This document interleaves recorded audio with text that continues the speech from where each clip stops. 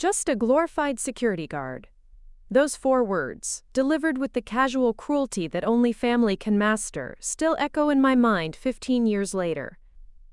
They were spoken by my younger brother David in our childhood kitchen, while our parents nodded in silent agreement. I was 22, fresh out of Army Ranger training, wearing my dress blues for what I thought would be a celebration dinner. Instead, it became the night our family fractured beyond recognition. I'd love to know which corner of the globe you're watching from. And if this story speaks to you, make sure to subscribe. Tomorrow's video is one you absolutely can't miss. The Martinez household had always revolved around one unshakable belief. Success meant corner offices, not combat zones. My father, Eduardo Martinez, had built a modest empire in commercial real estate, transforming from the son of Mexican immigrants into a man who wore $1,000 suits and spoke at Chamber of Commerce dinners. My mother, Patricia, had climbed from receptionist to senior partner at the city's most prestigious law firm. Together, they had created the American dream in brick and mortar, legal briefs, and quarterly earnings reports. David embodied everything they valued. At 19, he was already a junior at Northwestern's business school, maintaining a perfect GPA while interning at Goldman Sachs. He possessed that effortless charm that opened doors before he even knocked, the kind of magnetic personality that made professors remember his name and executives take his calls. Golden hair inherited from our mother's Irish grandmother, piercing blue eyes, and the confidence that comes from never having been told no by anyone who mattered. Then there was me, Miguel Martinez, the eldest son who had somehow missed the memo about family expectations. While David collected academic honors and networking contacts, I collected military insignia and combat training certificates. Where he saw spreadsheets and market opportunities, I saw duty and service to something larger than profit margins. The decision to enlist had been years in the making, crystallizing during my sophomore year at Arizona State University. I was studying business administration, following the prescribed path laid out since childhood, when a Marine recruiter set up a table in the student union. Something about the way he carried himself, the quiet dignity mixed with underlying strength, spoke to something deep inside me that had never quite fit into the Martinez family mold. That evening, I had called home to share my revelation. The silence on the other end of the phone lasted so long I thought the connection had dropped. When my father finally spoke, his voice carried the weight of personal betrayal. "Miguel, you're throwing away everything we've worked to give you. Everything we've sacrificed for." My mother had been more direct. "This is beneath you, Mijo. You're meant for better things." But I had already made up my mind. I completed my degree, partly to appease them, and partly because I understood the value of education, then immediately enlisted. The Army offered me a chance to earn my commission through officer candidate school, recognizing my college credentials and leadership potential. By the time I graduated as a second lieutenant, I had already been selected for Ranger training. The Army became my sanctuary. Within its structured hierarchy and demanding standards, I discovered capabilities I never knew I possessed. The physical challenges that had seemed insurmountable during the first weeks of basic training became second nature. The mental pressure that broke other candidates only sharpened my focus. My instructors noticed my natural aptitude for tactics and leadership, recommending me for accelerated advancement. During Ranger training, I excelled in areas that civilian life had never allowed me to explore. Navigation through hostile terrain, small unit tactics, combat leadership under extreme stress. These skills had no parallel in the corporate world my family inhabited, which made them simultaneously invaluable to my military career and incomprehensible to my relatives. The graduation ceremony at Fort Benning had been a moment of pure triumph. Wearing the tan beret for the first time, feeling the weight of the Ranger tab on my shoulder, I experienced a sense of belonging and accomplishment that no business achievement had ever provided. I was part of something ancient and honorable, a brotherhood forged in shared hardship and mutual trust. The phone call home that night had been brief. "Congratulations," my father said, his tone suggesting I had just announced my graduation from a trade school rather than one of the military's most elite training programs. "Your mother wants to plan dinner when you come home on leave." 3 weeks later, I stood in our family's formal dining room, surrounded by the trappings of success I had once aspired to own. Crystal chandelier casting warm light over mahogany furniture, walls lined with my father's business awards and my mother's legal accolades. David's academic certificates and internship photographs prominently displayed on the mantelpiece. Nowhere in this shrine to Martinez family achievement was there space for a son who had chosen service over success. The dinner began with stilted congratulations and uncomfortable questions about my future plans. My parents struggled to understand why someone would voluntarily endure hardship when comfort was available. They spoke about my military service the way other families might discuss a rebellious phase, something to be weathered and eventually outgrown. "It's a good experience," my mother offered diplomatically. "Leadership skills translate well to the corporate world." "Exactly," my father agreed. "This gives you interesting stories for business school interviews. Shows you can think outside the box." David had remained largely silent through the appetizer and main course, occasionally offering sardonic smiles when our parents made particularly tone-deaf observations about military life. I could see him building toward something, gathering his thoughts for maximum impact. He had always possessed an intuitive understanding of timing, knowing precisely when to deliver the line that would define an entire conversation. The moment came during dessert. Our mother was sharing news about David's latest academic honor, something involving a case study competition and a substantial cash prize.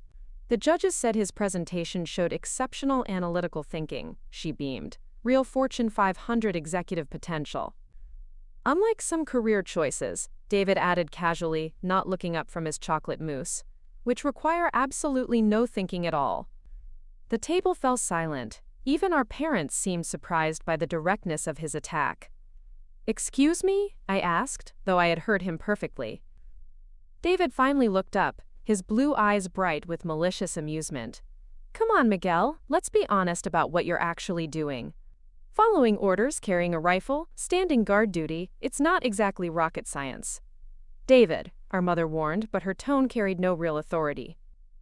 She had never learned to discipline her golden son, partly because he rarely required it, and partly because his success validated her parenting methods. "I'm just saying what everyone's thinking," David continued, warming to his theme. "Miguel's playing soldier while the rest of us build actual careers. It's like—" He paused, savoring the moment before delivering his verdict. "Being a glorified security guard with better benefits." The words hung in the air like smoke from an explosion. My father didn't contradict him, my mother simply looked down at her plate. Their silence spoke volumes about their true feelings regarding my career choice. Something fundamental shifted in that moment. The last remaining threads connecting me to my childhood family began to fray. I had endured months of subtle disapproval, condescending questions, and barely concealed disappointment. But this direct mockery of my service, delivered in front of our parents without consequence, crossed a line that couldn't be uncrossed. "Security guard," I repeated quietly, testing the weight of his insult. "Basically," David said with a shrug, "I mean, what do you actually do? Stand around looking intimidating? Check people's IDs? Anyone can do that job."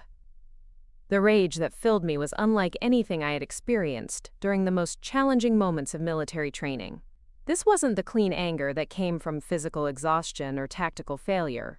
This was something deeper and more corrosive, fed by years of feeling like an outsider in my own family. "Is that really what you think?" I asked, my voice steady despite the emotional storm building inside. "It's what I know," David replied confidently. "You're wasting the best years of your life playing dress-up and following orders from people who probably couldn't survive in the real world either." Our father cleared his throat uncomfortably. "Perhaps we should discuss something else." But David wasn't finished. "I just don't understand the appeal of being told what to do every minute of every day. Where's the creativity? Where's the innovation? Where's the actual thinking?" He leaned back in his chair, satisfied with his performance. "At least when I graduate, I'll have skills that matter in the modern world. Leadership means more than just barking orders at people, you know." The irony was staggering. David, who had never led anything more challenging than a study group, presuming to lecture me about leadership, David, whose biggest hardship had been choosing between multiple internship offers, dismissing the value of service that required genuine sacrifice. "You're right," I said finally, pushing back from the table. "I do follow orders. Orders to protect people who couldn't protect themselves. Orders to serve something bigger than my own comfort and convenience." "Protect from what?" David laughed. "This isn't World War II, Miguel. There are no Nazis marching across Europe. You're just part of an expensive jobs program for people who can't handle college." The insult to my fellow soldiers was the final straw. Questioning my choices was one thing, but disparaging the men and women I served alongside crossed into territory I wouldn't tolerate. "I think I should go," I said, standing slowly. "Miguel, don't leave angry," my mother pleaded, though she made no effort to correct David's behavior. "I'm not angry," I replied truthfully. "I'm disappointed." David snorted. "In what? That I'm not impressed by your little adventure?" "In fact, my own family sees service to our country as something to mock rather than respect." "Service," David repeated, mockingly. "You make it sound so noble. But at the end of the day, you're just another government employee with a gun." A lot of love and effort went into bringing this story to life. If you're enjoying it, we'd be so grateful if you'd subscribe to our channel. Now back to where we left off. I walked toward the door, pausing only to look back at my parents. "Thank you for dinner. I'll let you know where the army stations me next." "Miguel, wait," my father called, but I was already leaving. David's voice followed me into the hallway. "Give me a call when you're ready to rejoin the real world, big brother. I might be able to help you find an entry-level position somewhere." I drove away from that house, knowing I might never return. The family I had grown up believing loved me unconditionally had revealed their true feelings with brutal clarity. My service, my sacrifice, my dedication to something beyond personal gain meant nothing to them. Worse than nothing. It was an embarrassment to be tolerated and eventually corrected. The next morning, I submitted my request for overseas deployment. If my family couldn't understand or respect my choice to serve, I would find my purpose among those who could. The Army had given me a new family, one bound by shared values rather than shared DNA. As I prepared to leave for my first deployment to Afghanistan, I made a decision that would define the next decade of my life. I would prove my worth not to convince my family of their mistake, but to honor the uniform I wore and the men and women who wore it beside me. David could keep his corner office dreams and his parents' approval. I had found something more valuable than either. A calling that demanded everything I had to give and gave back even more in return. The C-130 transport plane's engines roared as we lifted off from Pope Air Force Base, carrying me and 43 other soldiers toward Bagram Airfield, Afghanistan. Through the small porthole window, I watched the North Carolina landscape shrink below us, taking with it the last physical connection to a family that had already grown distant in my heart. The weight of my combat gear pressed against my shoulders, a familiar sensation that had become more comforting than any embrace I'd received in my childhood home. Captain Sarah Williams, my company commander, had pulled me aside before we boarded. "Martinez, your performance during pre-deployment training has been exceptional. I'm recommending you for an accelerated promotion track once we establish operations in country." Her words carried the weight of recognition I'd never received from my civilian family. Here, merit meant everything. Bloodlines meant nothing. The deployment to Forward Operating Base Lightning, 30 miles northeast of Kabul, marked the beginning of my real military education. Everything I'd learned during stateside training took on new urgency when filtered through the reality of actual combat operations. The theoretical became immediate. The abstract became life-and-death concrete. My first patrol occurred 72 hours after arriving in country.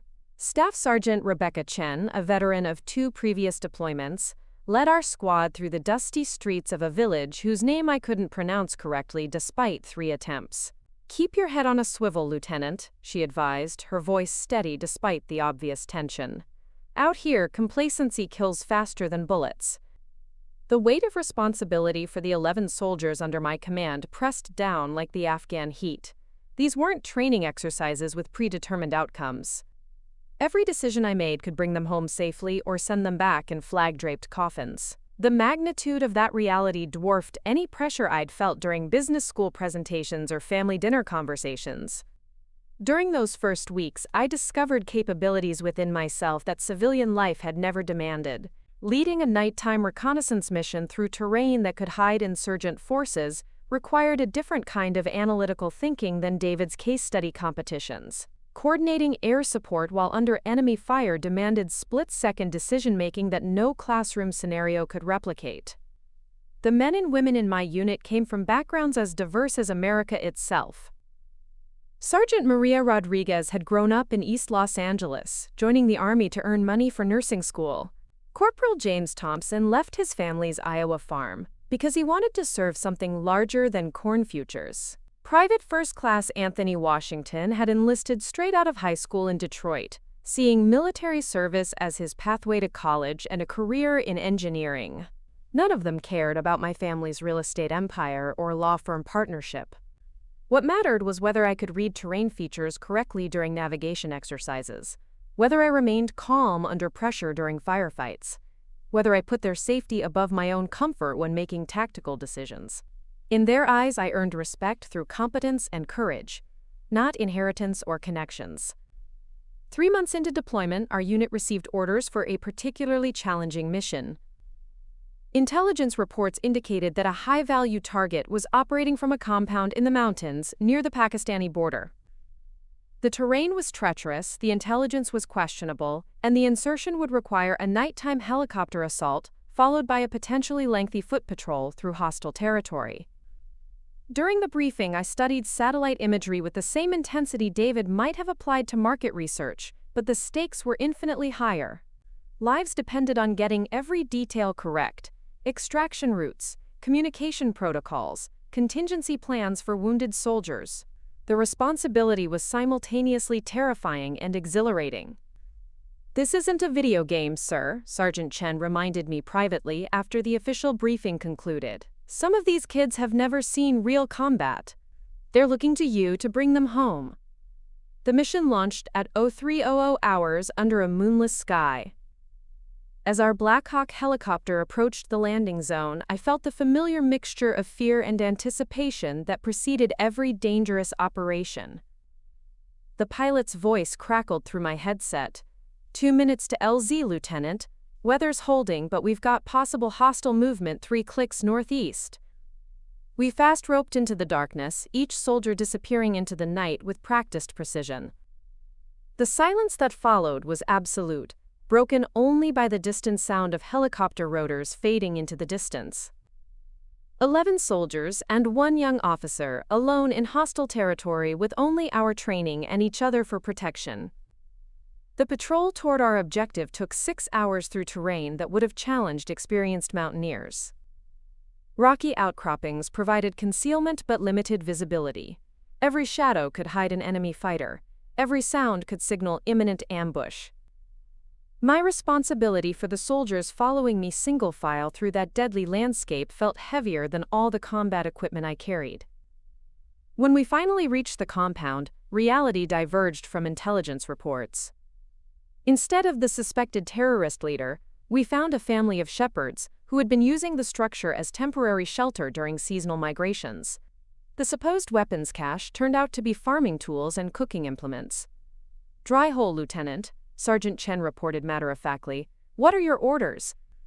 The temptation was strong to call in immediate extraction, to minimize our exposure in dangerous territory. But something about the elderly shepherd's frightened eyes reminded me that our mission extended beyond simply finding weapons or capturing enemies. We were supposed to be protecting innocent people, building trust with local populations who had suffered through decades of warfare. I made the decision to establish a temporary patrol base and spend the remaining hours of darkness gathering intelligence from the local population. Through our interpreter, we learned about insurgent movement patterns, hidden weapon caches, and potential threats to coalition forces operating in the region. Information that would prove invaluable for future operations. More importantly, we provided medical treatment to the shepherd's granddaughter, who had been suffering from a severe infection that could have been life-threatening without intervention. Corporal Thompson, our medic, worked by flashlight to clean and dress her wounds while I coordinated with higher headquarters for medical evacuation if necessary. "Sir," Private Washington whispered as we prepared to move to our extraction point, "this is why I joined the Army, to help people who can't help themselves." His words crystallized something I had been feeling throughout the deployment but hadn't been able to articulate. This wasn't about proving anything to my family or validating my career choice against their expectations. This was about serving something genuinely larger than personal ambition or family approval. The helicopter extraction occurred without incident as dawn broke over the Hindu Kush Mountains. As we flew back toward base, I looked down at terrain that would have been impossible for most civilians to navigate, feeling a profound sense of accomplishment that had nothing to do with external recognition. Back at FOB Lightning, our mission was classified as successful, despite not achieving its primary objective. The intelligence we gathered led to 3 successful operations over the following month, resulting in the capture of actual high-value targets and the disruption of a significant weapons smuggling network. Major Patricia Collins, our battalion commander, called me into her office the day after our return. "Outstanding work out there, Martinez. Your decision-making under pressure and concern for civilian safety exemplify the kind of leadership we need in today's Army." Her words carried weight that my father's business advice had never possessed. This was validation earned through genuine risk and meaningful contribution, not inherited expectations or family connections. The weeks that followed brought a steady progression of increasingly challenging assignments, leading convoys through areas known for improvised explosive devices, coordinating joint operations with Afghan National Army units, training local police forces in counterinsurgency tactics. Each mission built upon previous experience, developing competencies that had no civilian equivalent, learning to remain calm while bullets snapped overhead, making life-or-death decisions based on incomplete information, earning the trust and respect of soldiers who depended on my leadership for their survival. During rare moments of downtime, I would occasionally receive emails from home. My mother's messages focused on David's latest achievements and barely mentioned my deployment, except to express generic wishes for my safety. My father's communications were even briefer, usually just forwarded jokes or family photos that served as reminders of a world I was increasingly disconnected from. David never wrote at all. The silence from my family during the most challenging period of my life spoke volumes about their priorities. While I was learning to lead soldiers in combat, David was learning to manipulate spreadsheets in climate-controlled conference rooms. While I was developing genuine leadership skills under the most demanding circumstances imaginable, he was attending networking events and building his professional brand. 6 months into deployment, I received notification that I had been selected for promotion to first lieutenant, along with assignment to the prestigious Ranger Regiment upon completion of my current tour. The advancement represented recognition of my performance under combat conditions and positioned me for accelerated career progression within the Special Operations community. The promotion ceremony took place in a dusty courtyard at FOB Lightning, with my soldiers and fellow officers in attendance. Major Collins pinned the silver bars on my uniform while Sergeant Chen led the assembled troops in applause. There were no family members present, no photographers capturing the moment, no celebration dinner afterward. But standing in that courtyard, surrounded by people who understood the significance of the achievement and the sacrifices required to earn it, I felt more valued and respected than I ever had in my childhood home. These people had seen me tested under the most extreme conditions possible, and found me worthy of their trust. That evening, I called home to share the news of my promotion. My mother expressed appropriate congratulations, though I could hear the distraction in her voice. "That's wonderful, Mijo. Your father is at a medical conference, and David is preparing for his final exams. I'll tell them when they get home." The conversation lasted less than 5 minutes. No questions about my experiences. No interest in what the promotion meant for my future. No acknowledgement of the dangerous circumstances under which I had earned the advancement. After hanging up, I sat in my small quarters looking at photographs my soldiers had shown me of their families, parents who wrote letters weekly, spouses who sent care packages filled with homemade cookies and personal items, children who drew pictures of their deployed parents in uniform, surrounded by American flags and hearts. I had been serving my country for 8 months, leading soldiers in combat operations, risking my life to protect American interests and innocent civilians. But to my family, I was still just playing soldier, pursuing a career path that embarrassed them rather than validated their parenting success. The realization was simultaneously liberating and heartbreaking. I was free to pursue excellence without worrying about family approval. But that freedom came at the cost of the unconditional love I had once believed was my birthright. From that moment forward, I committed myself completely to my military career and the soldiers who served alongside me. If my biological family couldn't appreciate the value of service and sacrifice, I would build a new family among those who could. Fort Benning, Georgia, became my second home after completing my deployment in Afghanistan.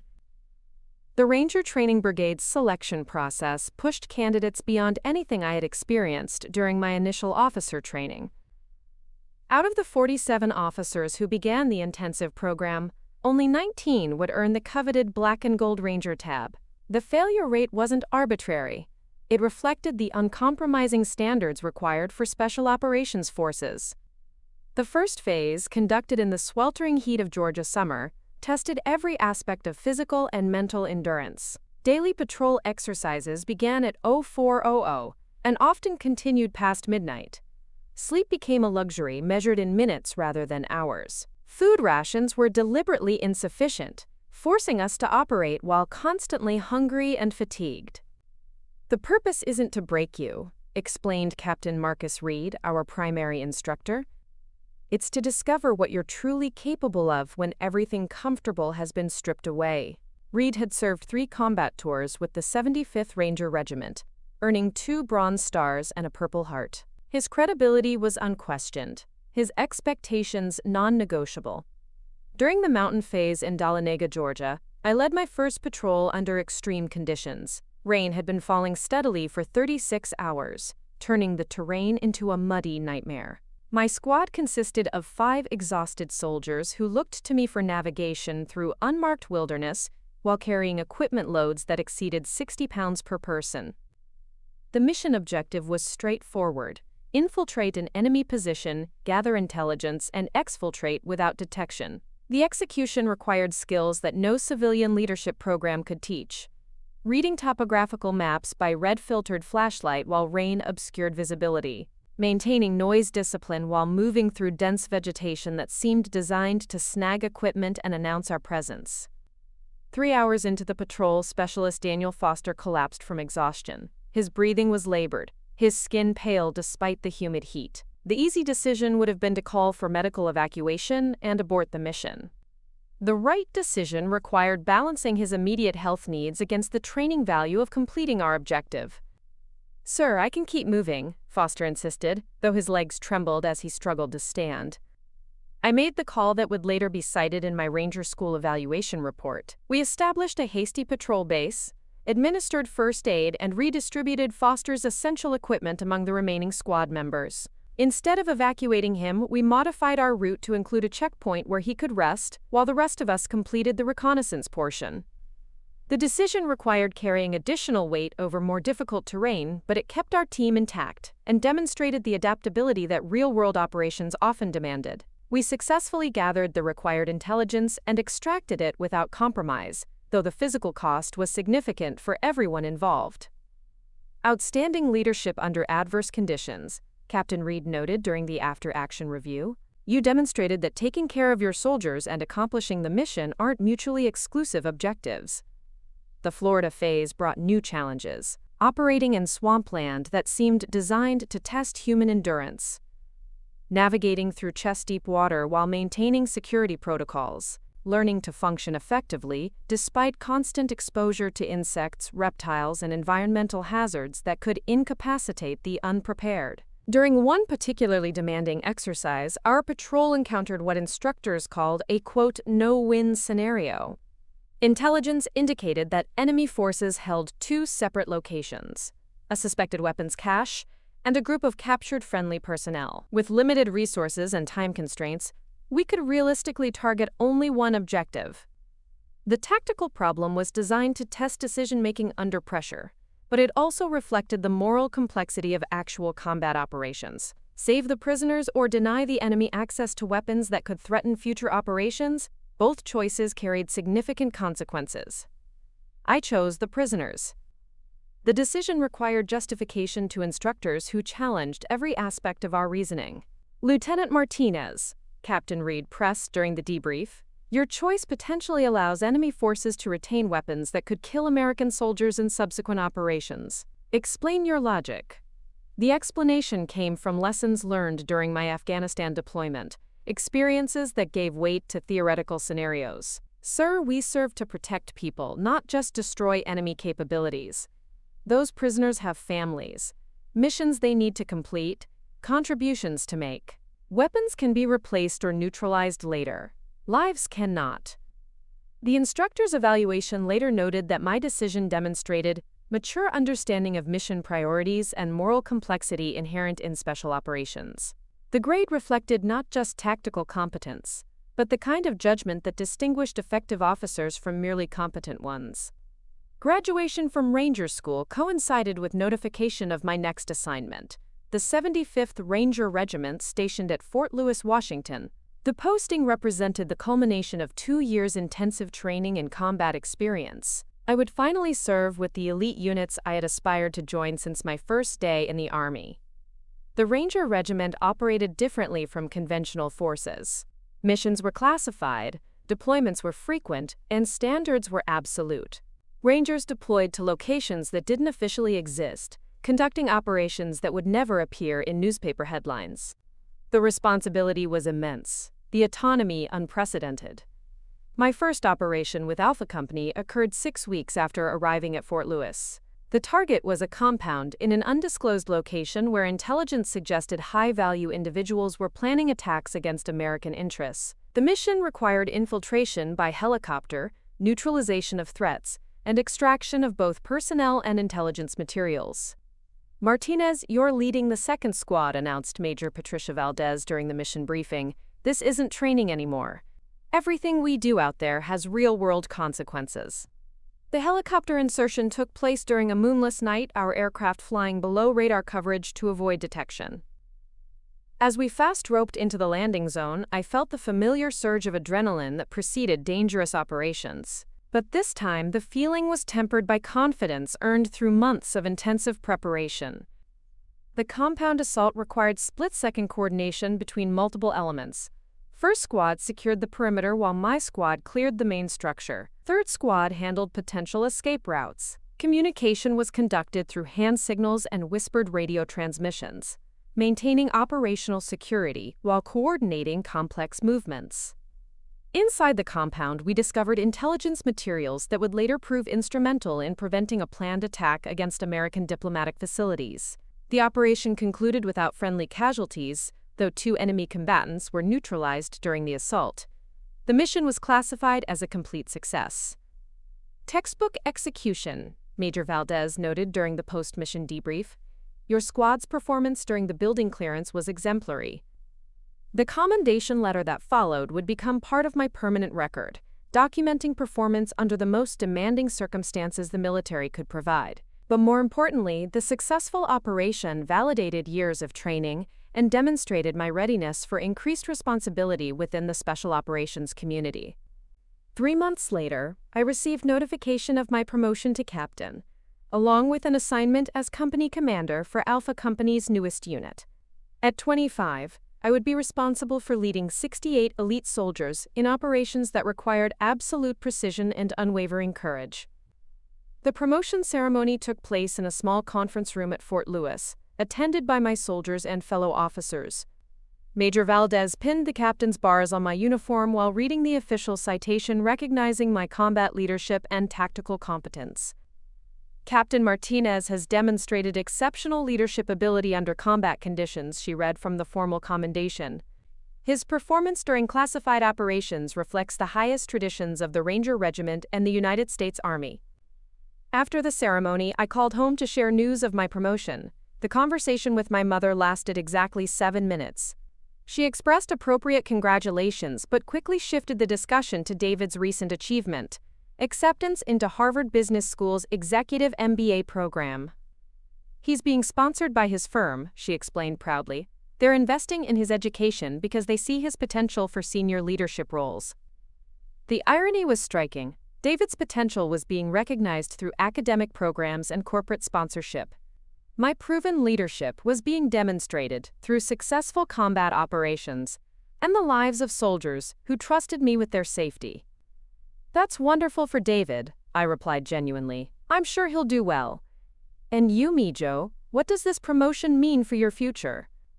The question revealed how little my family understood about military career progression.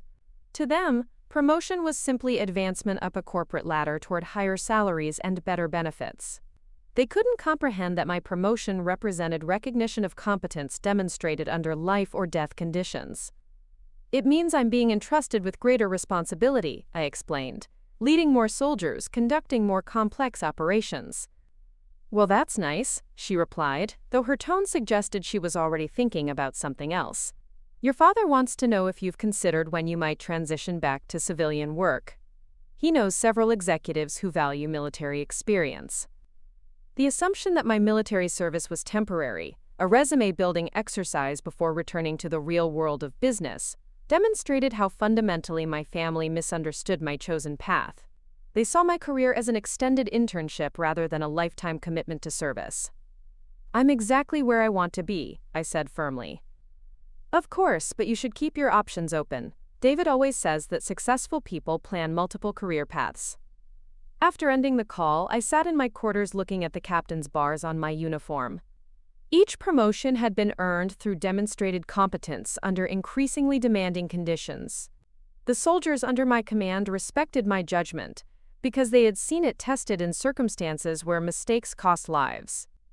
Yet to my family, I was still the son who had chosen poorly, pursuing a career that embarrassed them rather than validated their success as parents. My achievements were measured against David's academic honors and corporate advancement, found wanting because they couldn't be displayed at dinner parties or discussed during social gatherings. The following week brought notification of my next deployment. The mission details were classified, but the duration would be 9 months in a location that didn't appear on civilian maps. My soldiers began intensive preparation for operations that would push their skills and courage to absolute limits. As we prepared for deployment, I reflected on the journey that had brought me to this point.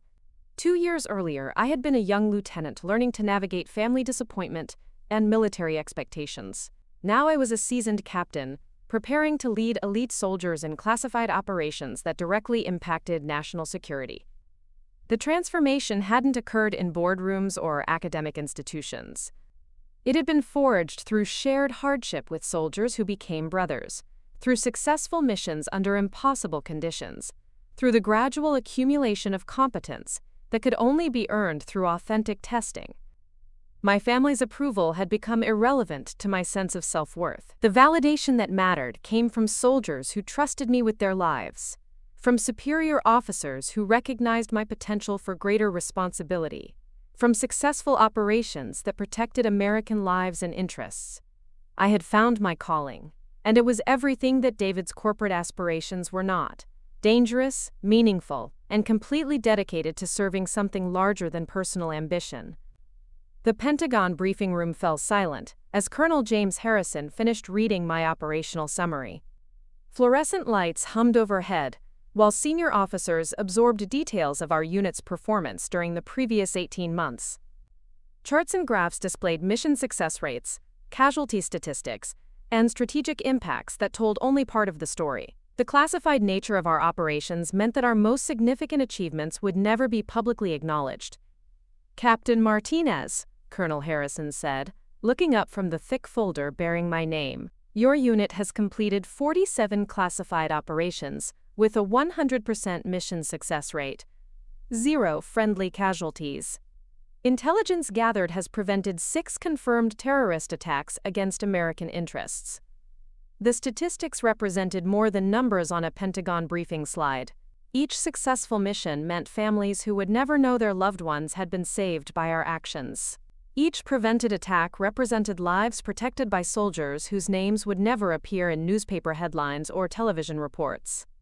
Furthermore, Colonel Harrison continued, Your innovative tactical approaches have been incorporated into training protocols for special operations forces across all service branches. The Counterterrorism Center has specifically requested your input on developing new operational procedures.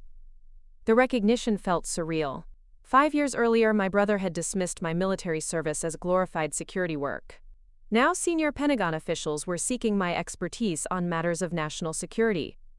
The irony wasn't lost on me, though the satisfaction was tempered by the isolation that accompanied such classified success. Major General Patricia Wells, the briefing's senior officer, leaned forward with interest.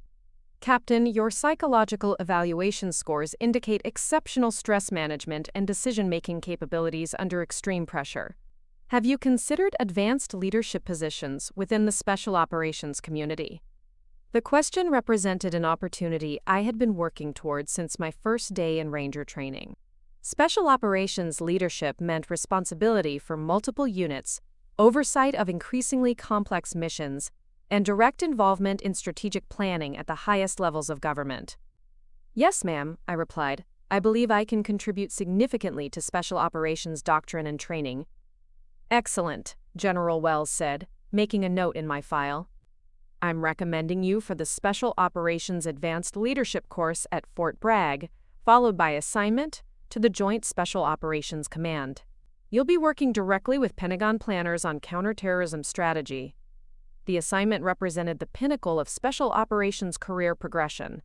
JSOC coordinated the most sensitive military operations conducted by American forces, working in partnership with intelligence agencies on missions that shaped global security policy.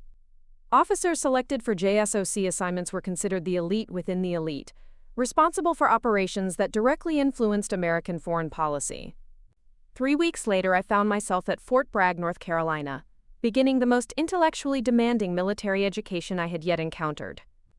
The advanced leadership course wasn't simply about tactical competence or physical endurance. Students analyzed geopolitical situations, developed strategic responses to emerging threats, and learned to coordinate complex operations across multiple government agencies. My classmates represented the best officers from every special operations unit in the American military. Navy SEALs who had conducted underwater demolitions in hostile waters. Air Force Special Operations pilots who had flown rescue missions behind enemy lines. Marines who had led reconnaissance operations in areas too dangerous for conventional forces. Gentlemen and ladies, announced Colonel Michael Davidson during our first day of instruction, you are here because you have demonstrated exceptional tactical competence. Now we will determine whether you possess the strategic thinking necessary for senior leadership positions. The coursework challenged assumptions I had developed during years of field operations. Strategic planning required considering political implications that tactical operations rarely addressed. Successful missions at the operational level could create strategic problems if they weren't properly coordinated with diplomatic initiatives. During one particularly complex exercise, students were presented with a hostage rescue scenario involving American civilians captured by terrorists in a friendly nation. The tactical solution was straightforward: assault the compound and eliminate the threat. The strategic complications were immense. Unauthorized military action could destabilize regional alliances and create diplomatic incidents with long-term consequences. Captain Martinez, Colonel Davidson asked during the scenario discussion, how do you balance immediate tactical requirements against broader strategic considerations? The question drew upon experiences that extended beyond military training. Understanding complex systems, managing competing priorities, and making decisions with incomplete information, skills that had been developing since my first deployment to Afghanistan. Sir, successful operations require coordination across all levels of government, I answered. Tactical excellence means nothing if it creates strategic problems that undermine our long-term objectives. The response reflected a maturity that had been developing through years of increasingly responsible assignments. Early in my career, mission success had been measured by immediate tactical outcomes. Now I understood that true success required considering broader implications that extended far beyond the battlefield. My final project for the Advanced Leadership course involved developing a comprehensive counterterrorism strategy for a hypothetical emerging threat. The analysis required integrating intelligence assessments, diplomatic considerations, economic factors, and military capabilities into a unified strategic approach. The finished product was a 70-page document that proposed new operational procedures, recommended organizational changes, and suggested policy modifications to improve interagency coordination. Colonel Davidson's evaluation noted that my recommendations demonstrated exceptional strategic thinking and innovative approaches to complex security challenges. Graduation from the advanced leadership course coincided with my promotion to major, along with notification of my assignment to the Pentagon's Joint Special Operations Command. At 29, I would be one of the youngest field-grade officers ever assigned to JSOC's Strategic Planning Division. The Pentagon assignment represented a fundamental shift in my military career. Instead of leading soldiers in field operations, I would be analyzing global threats and developing strategic responses that shaped American military policy. The responsibility was enormous, the impact potentially far-reaching. My new office was located in the Pentagon's most secure section, accessible only to personnel with the highest security clearances. The work involved daily briefings with senior government officials, analysis of intelligence reports from agencies whose names were classified, and coordination with allies whose cooperation was essential for American security objectives. During my first week at the Pentagon, I attended a briefing conducted by the Chairman of the Joint Chiefs of Staff. The topic was emerging terrorist threats in Southeast Asia, specifically intelligence suggesting coordinated attacks against American diplomatic facilities across multiple countries. Major Martinez, the chairman said, consulting his briefing notes, "Your operational experience in this region makes your input particularly valuable. What's your assessment of the proposed response?" The question demonstrated how far I had progressed from the young lieutenant who had once struggled to earn his family's respect. Senior military leaders were seeking my professional judgment on matters that would influence American foreign policy. My expertise, earned through years of dangerous operations and intensive study, was being recognized at the highest levels of government. The strategic plan I developed over the following weeks involved coordinating special operations forces from 3 different countries, integrating diplomatic initiatives with military actions, and establishing intelligence-sharing protocols that would enhance regional security cooperation. "Outstanding work," commented Lieutenant General Robert Hayes after reviewing my analysis. "This demonstrates exactly the kind of innovative thinking we need for 21st-century security challenges." The commendation letter that followed would become part of my permanent record, documenting contributions to national security strategy at the strategic level, but more significantly, the successful planning process demonstrated that my abilities extended beyond tactical operations to strategic thinking that influenced policy at the national level. 6 months into my Pentagon assignment, I received an unexpected phone call from my mother. She was calling to invite me to David's engagement party, scheduled for the following month in Chicago. "He's marrying Jennifer Thompson," she explained excitedly. "Her father owns Thompson Industries, you know, the manufacturing company. It's a wonderful match. David is being promoted to senior associate at his firm, and Jennifer has her MBA from Wharton." The news should have generated happiness for my brother's success. Instead, I felt a familiar distance from family celebrations that had continued throughout my military career. David's achievements were always prominently featured in family communications, while my own professional accomplishments remained largely unmentioned. "That's wonderful," I replied genuinely. "I'm happy for them both." "You'll come to the party, won't you? It's been almost 3 years since we've seen you. David specifically asked me to invite you." The invitation surprised me. David had never shown interest in my presence at family gatherings, particularly since our relationship had deteriorated following his dismissive comments about my military service. "I'll check my schedule," I promised, though I already knew that Pentagon assignments rarely allowed for predictable leave time. "Miguel, I know you're busy with your Army work, but family is important. David is doing so well now, senior associate at 26. His bosses say he has unlimited potential." The emphasis on David's civilian success carried subtle implications about my own career choices. Despite my achievements within the military, my family continued to measure success through corporate advancement and financial accumulation, rather than service and strategic contribution.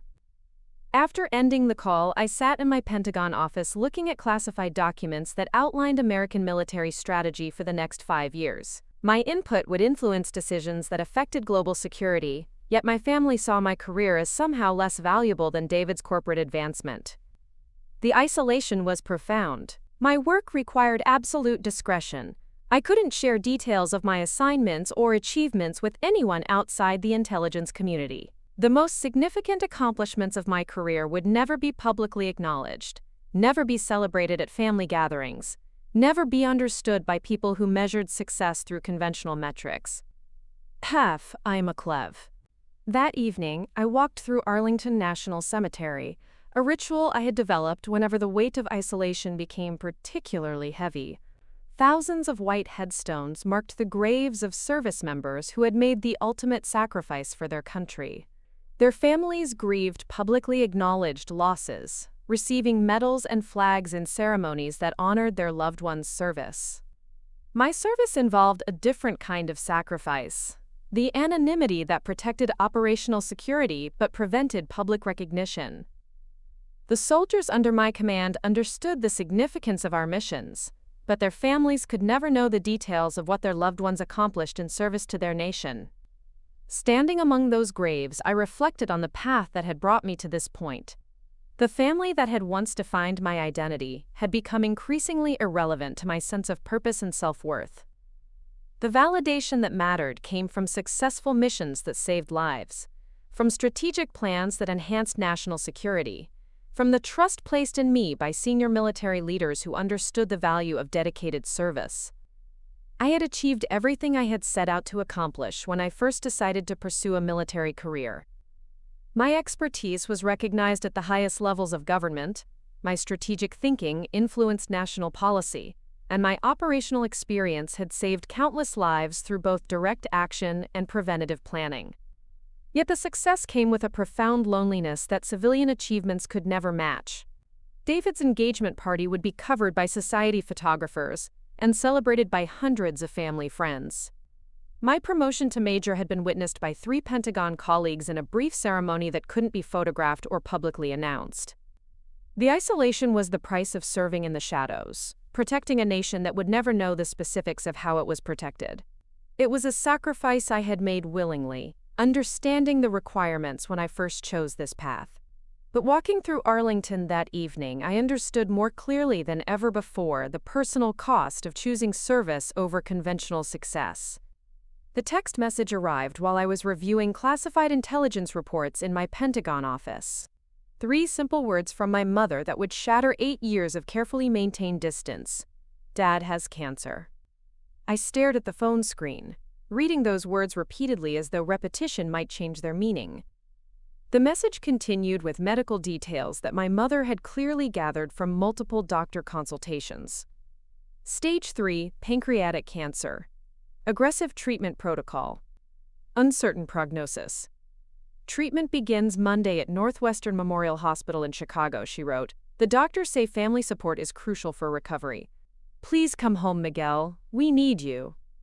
The irony was overwhelming. For nearly a decade, my family had demonstrated that they didn't need me, that my career choices had made me irrelevant to their definition of success and happiness. David's achievements had filled the space where my accomplishments should have been acknowledged.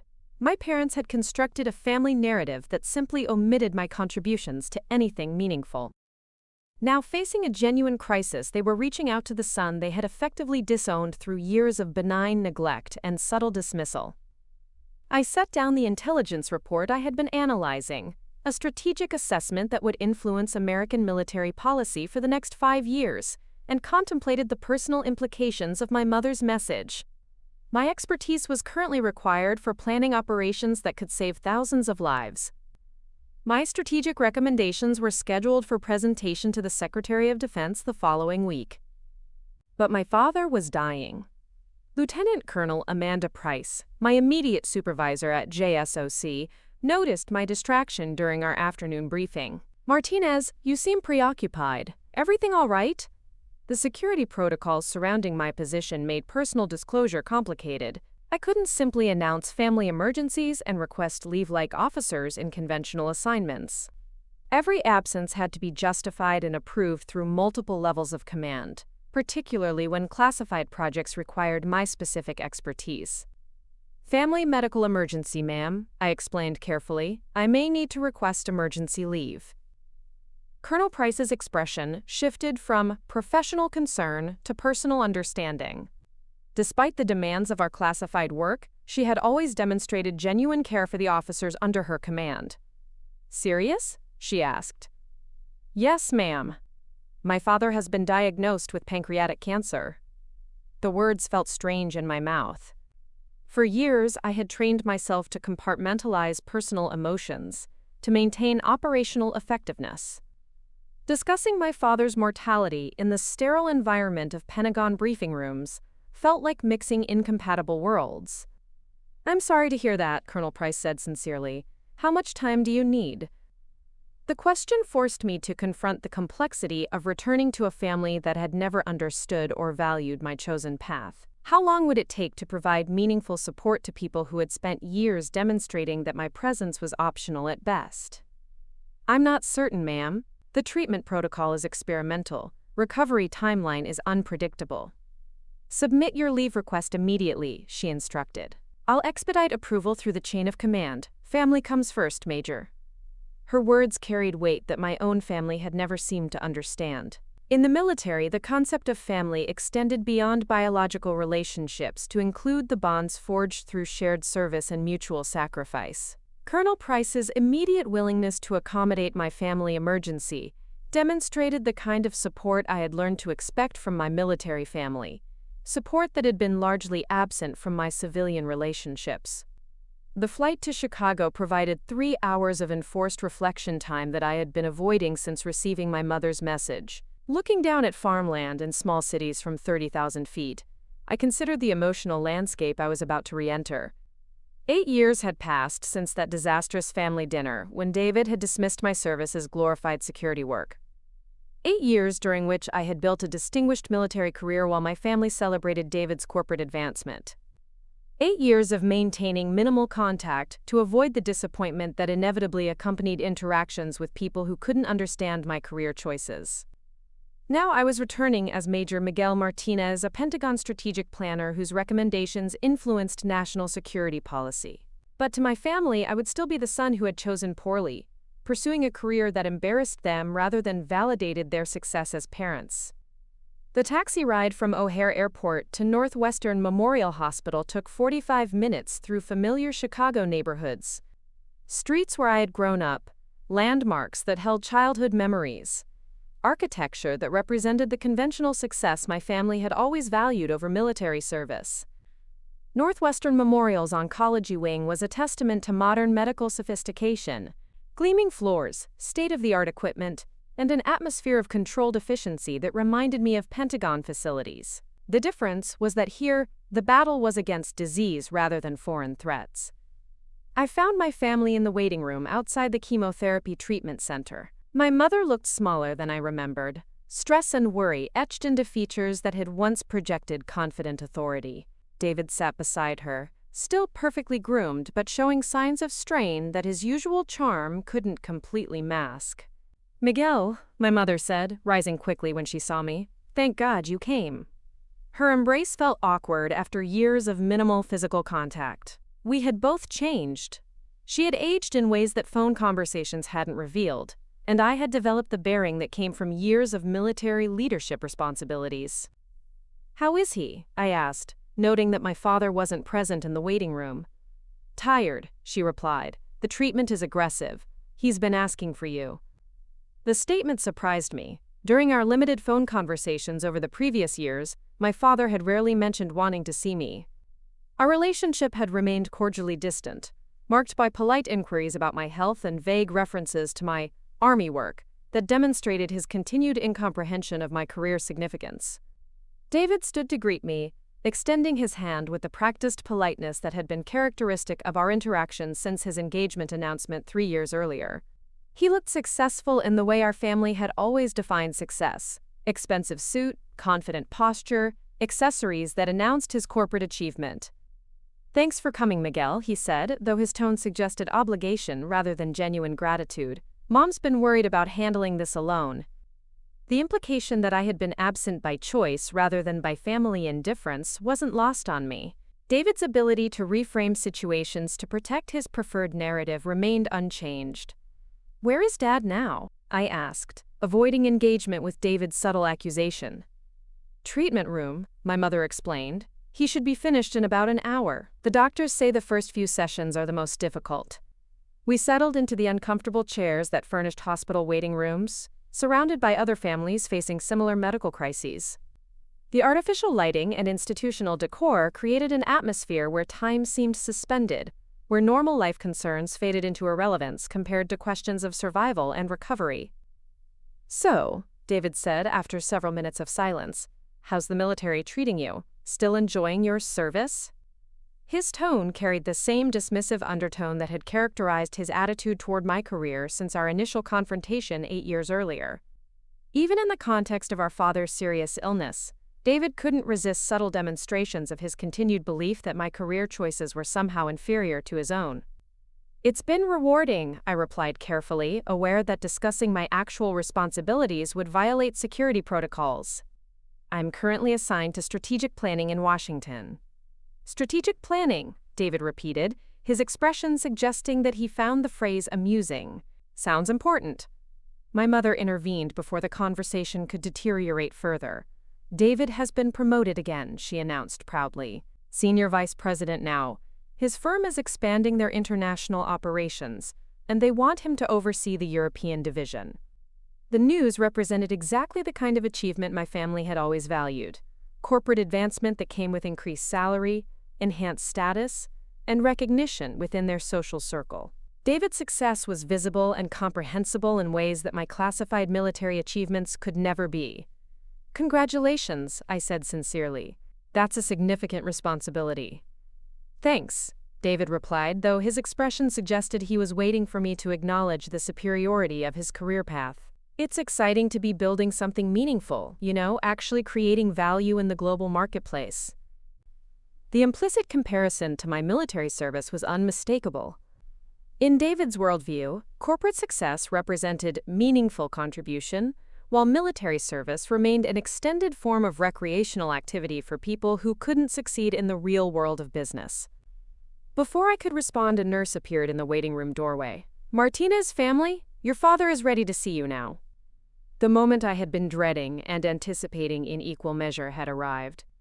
In a few minutes I would face the man whose disappointment had driven me away from home 8 years earlier. The man whose approval I had once desperately sought and eventually learned to live without.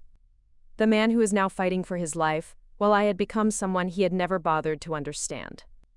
We followed the nurse through corridors that smelled of antiseptic and floor wax, past rooms where other families confronted their own medical crises. The walk felt like a procession toward a confrontation that had been delayed for nearly a decade. My father's room was private, equipped with monitoring devices that tracked his vital signs and medication delivery systems that administered precise doses of chemotherapy drugs. He looked frail in the hospital bed, diminished in ways that had nothing to do with his physical size. But his eyes were alert when he saw me, showing recognition, and something that might have been a relief. "Miguel," he said, his voice weaker than I remembered, but still carrying traces of the authority that had defined our relationship throughout my childhood. "You came." "Of course I came," I replied, approaching his bedside with uncertainty about the appropriate level of physical contact after years of emotional distance. He studied my appearance with the clinical attention he had always applied to important situations: military bearing, confident posture, the subtle indicators of professional success that he had never learned to recognize in his eldest son. "You look well," he observed. "Military life agrees with you." The statement was the closest thing to approval he had ever expressed regarding my career choice. After 8 years of pursuing achievements he couldn't understand or acknowledge, my father had finally noticed that I had thrived in the path I had chosen despite his opposition. "Thank you," I said, unsure how to respond to unexpected recognition from a man who had spent years demonstrating his disappointment in my choices. The monitor beside his bed beeped steadily, marking time in a room where past grievances suddenly seemed less important than present realities. Whatever conflicts had defined our relationship, They were now secondary to questions of recovery, survival, and the possibility of reconciliation before time ran out. For the first time in 8 years, my father and I were in the same room without the weight of family expectations creating tension between us. Cancer had stripped away pretenses and social conventions, leaving only the essential question of whether we could find connection before it was too late. The family dinner at Gibson's Steakhouse had been David's idea. "Dad needs to get out of that hospital room," he had argued 3 days into my visit. "A nice dinner somewhere civilized will do him good." My father's oncologist had reluctantly agreed to a brief evening pass, provided he returned for observation by midnight. The restaurant choice was quintessentially David, an upscale establishment where Chicago's business elite gathered to network and display their success. White tablecloths, crystal stemware, and an atmosphere that proclaimed financial achievement more loudly than any corporate boardroom. It was exactly the type of venue where my family had always felt comfortable and I had always felt like an outsider. My father looked better than he had in the hospital, though the effects of chemotherapy were evident in his slower movements and periodic fatigue. The medication had diminished his appetite, but he seemed determined to maintain some semblance of normalcy for the evening. "This reminds me of your graduation dinner, Miguel," my mother said as we settled into our seats. "Remember? We came here after your college ceremony." The memory was painful rather than pleasant. That dinner had been marked by tension over my impending military enlistment, barely concealed disappointment, and David's smug satisfaction with his own academic achievements. 8 years later, the fundamental dynamics hadn't changed, despite the gravity of our father's illness. "Different circumstances now," I replied diplomatically, unwilling to relitigate old grievances while my father fought cancer. David had invited his supervisor from Morrison Strategic Consulting, a distinguished man in his early 50s named James Thompson. "I thought it would be good for Dad to meet successful people outside the medical field," David explained. "Jim's been a mentor to me, and he knows everyone worth knowing in Chicago business circles."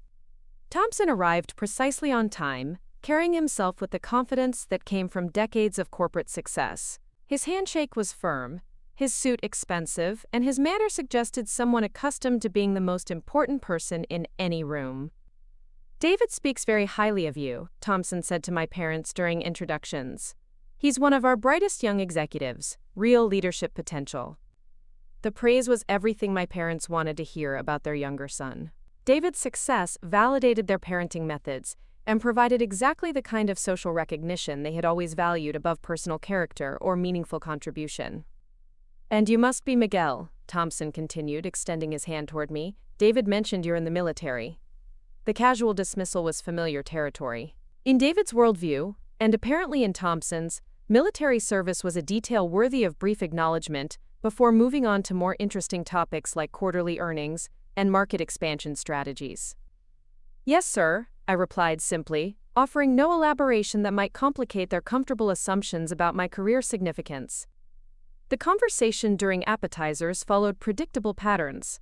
Thompson and David discussed European market opportunities, while my parents listened with obvious pride. My father's medical situation was mentioned briefly, and then set aside in favor of more optimistic topics about business expansion and career advancement. "David's being considered for the London position," Thompson announced proudly, "managing our entire European operation. It's a significant responsibility for someone his age." My mother beamed with satisfaction. "We've always known David was destined for great things." The statement carried implicit comparison to my own career trajectory, though none of them possessed sufficient understanding of military hierarchy to make accurate assessments. In their minds, corporate advancement represented meaningful achievement, while military service remained an extended form of vocational training. During the main course, Thompson's phone buzzed with an incoming message. He glanced at it apologetically. "Excuse me, this might be urgent. Client emergency." He scanned the message, then looked up with a puzzled expression. "Actually, this is quite interesting. I'm getting an update about a Pentagon briefing that's affecting our defense contracting division." Thompson read directly from his phone. Major Miguel Martinez from the Joint Special Operations Command presented strategic recommendations that are reshaping counterterrorism policy across multiple government agencies. The table fell completely silent. My father's fork stopped midway to his mouth. My mother's eyes widened with confusion. David looked like he had been slapped. "Miguel Martinez," Thompson repeated slowly, looking directly at me. That's an unusual coincidence. Same name as David's brother. The moment stretched uncomfortably as my family processed information that fundamentally contradicted their assumptions about my career significance. For 8 years, they had dismissed my military service as somehow inferior to David's corporate achievements. Now they were confronted with evidence that my work influenced national policy at the highest levels of government. That's actually me, I said quietly, ending the suspension of disbelief. Thompson's expression transformed from mild curiosity to astonishment. You're the Major Martinez who briefed the Secretary of Defense last week? Yes, sir. The one whose strategic recommendations prevented the terrorist attacks in Southeast Asia? I can't discuss classified operations, I replied carefully. But yes, I work in strategic planning for JSOC. Thompson set down his phone and stared at me with genuine amazement. My God, man. Your analysis of emerging terrorist threats has been circulated throughout the intelligence community. The CIA is implementing your recommendations for international cooperation protocols. My family's faces registered shock, confusion, and dawning realization that they had fundamentally misunderstood my career for nearly a decade. The son they had dismissed as a glorified security guard was apparently influencing American national security policy at levels they had never imagined possible. I don't understand, my mother said weakly. You never told us about any of this. You never asked, I replied honestly. And most of my work is classified anyway. Thompson leaned forward with professional interest. Major, your counterinsurgency strategies have saved thousands of lives. The operational procedures you developed are being adopted by NATO forces across 3 continents. The praise was everything my parents had never given me, offered by a stranger who understood the significance of achievements my own family had been unable to recognize or value. Furthermore, Thompson continued, there's been discussion in defense industry circles about your potential for senior leadership positions. Word is that you're being considered for promotion to lieutenant colonel and assignment to the National Security Council. David found his voice finally, though it carried none of his usual confidence. The National Security Council? Like advising the president? Exactly like that, Thompson confirmed. Major Martinez's expertise in strategic planning and counterterrorism makes him ideal for policy coordination at the White House level. My father had been listening in stunned silence, processing information that required him to completely reconsider his assessment of his eldest son's career choices. The disappointment he had expressed 8 years earlier was being replaced by recognition that perhaps he had been the one who failed to understand. Miguel, he said slowly, why didn't you tell us about any of this? The question revealed how little my family understood about military culture and the nature of classified work. Unlike David's corporate achievements, which could be celebrated at dinner parties and discussed with family friends, my military accomplishments required operational security that prevented public acknowledgement. Because what I do requires discretion, I explained, and because you seemed more interested in David's achievements than understanding my career. Thompson interrupted our family moment with professional enthusiasm. Major, I have to ask. Morrison Strategic has been trying to get defense consulting contracts for years. Your reputation in Pentagon circles could open doors we've never been able to approach. The irony was profound. Thompson was seeking my professional assistance for the same company where David worked, recognizing value in my expertise that my own family had been unable to see. I appreciate the interest, I replied diplomatically, but my commitment is to military service. Of course, Thompson said quickly, but when you eventually transition to civilian work, the opportunities would be extraordinary. Your strategic thinking and Pentagon connections would be invaluable for our government consulting division. David's expression grew increasingly uncomfortable as Thompson continued praising my professional achievements. For 8 years, David had been the family success story, the son whose corporate advancement validated our parents' aspirations. Now he was watching a family friend recognize his older brother as someone whose expertise was actively sought by the business community he claimed to represent. The defense industry specifically seeks out people with your background, Thompson explained to our parents. Former military officers with strategic planning experience command enormous respect and compensation in the private sector. My mother reached across the table to touch my arm. Miguel, I had no idea your work was so important. The word hung in the air between us, weighted with 8 years of unacknowledged achievement and family misunderstanding. Important. Something my military career had never been considered within the context of family discussions, where David's corporate advancement had always taken precedence over my service to the nation.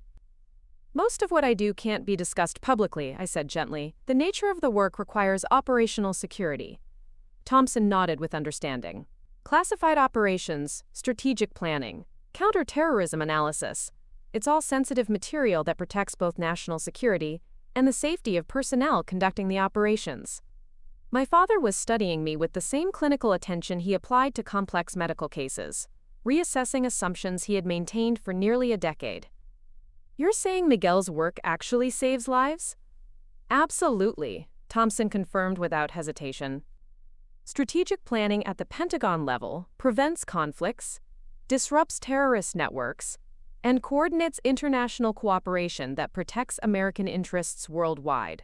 Major Martinez's contributions have directly influenced policy decisions that affect global security. The recognition I had spent 8 years learning to live without was finally being offered, though it came from a stranger rather than my own family. The validation felt simultaneously satisfying and hollow. Meaningful because it was professionally accurate, but painful because it had required outside intervention from my family to understand my career's significance.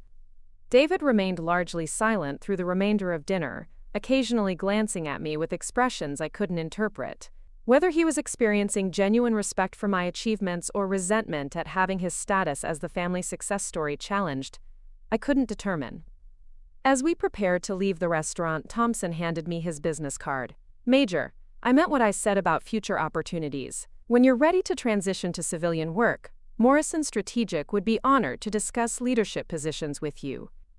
The offer represented everything my family had always valued: corporate success, financial advancement, social recognition within Chicago's business community. 8 years earlier, such an opportunity would have validated my decision to pursue military service by demonstrating its value as preparation for civilian achievement. Now it felt irrelevant to my actual aspirations and commitments. My phone erupted at 3 a.m. Colonel Price's voice cut through my hotel room darkness.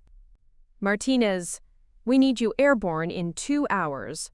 North Korea just launched a submarine we've been tracking. Your threat assessment was dead accurate. I dressed quickly, my father's words from dinner still echoing. Your work actually saves lives. Now I'd prove it. At O'Hare, a military transport waited. Inside, classified briefings outlined the crisis. The submarine I'd identified in intelligence reports 6 months ago was now moving toward Japanese waters, carrying unknown payloads. Sir, the briefing officer explained, Pentagon wants your real-time analysis. This could escalate into something catastrophic. 12 hours later, I stood in the USS Abraham Lincoln's command center, surrounded by screens showing submarine positions and diplomatic channels. My strategic recommendations were being transmitted directly to the White House Situation Room. Major Martinez, Admiral Chen called out, Pyongyang is requesting backdoor communications. They want to speak with the Pentagon analyst who authored the submarine threat report. My report. My predictions are coming true in real time. For 6 hours, I coordinated between intelligence agencies, naval commanders, and diplomatic channels. The submarine crisis required everything I had learned: tactical analysis, strategic thinking, and split-second decision-making under pressure. When North Korea finally agreed to recall their submarine, the admiral shook my hand personally. Your analysis prevented what could have been a shooting war in the Pacific. Flying back to Washington, I called home. My father's voice was stronger. Miguel, your mother told me about your emergency deployment. Are you safe? I'm fine, Dad. Crisis resolved. Good. He paused. Son, I've been thinking about what that businessman said at dinner. About your work being important. I want you to know, I finally understand what you've been doing all these years. Dad? No, let me say this. I spent 30 years building buildings. You spend your days preventing wars. I see now which one of us chose the more important path. 3 weeks later, I received 2 pieces of news. First, my father's cancer was responding to treatment. Second, I was being promoted to lieutenant colonel and assigned to the National Security Council. The promotion ceremony took place in a small Pentagon conference room. As my new insignia was pinned on, I thought about that dinner 8 years ago when David called me just a glorified security guard. Yesterday, the president personally thanked me for preventing the North Korean crisis. After the ceremony, I walked through Arlington National Cemetery one final time as a major. Tomorrow, I begin advising the White House on global security threats. The work would remain classified, the sacrifices invisible to most Americans. But somewhere in North Carolina, my father was telling his oncologist about his son who prevents wars. For the first time in 8 years, he understood what I'd been protecting. The glorified security guard had become exactly what he'd always been, a guardian standing watch in the shadows, ensuring others could sleep safely. Some callings require no applause, only the quiet satisfaction of duty fulfilled. I'd found mine. Looking for more? We've got 2 amazing stories ready for you right on screen. If this one touched you, these are absolutely worth your time. Click to watch them now. And hey, subscribe and hit that bell to never miss our latest uploads.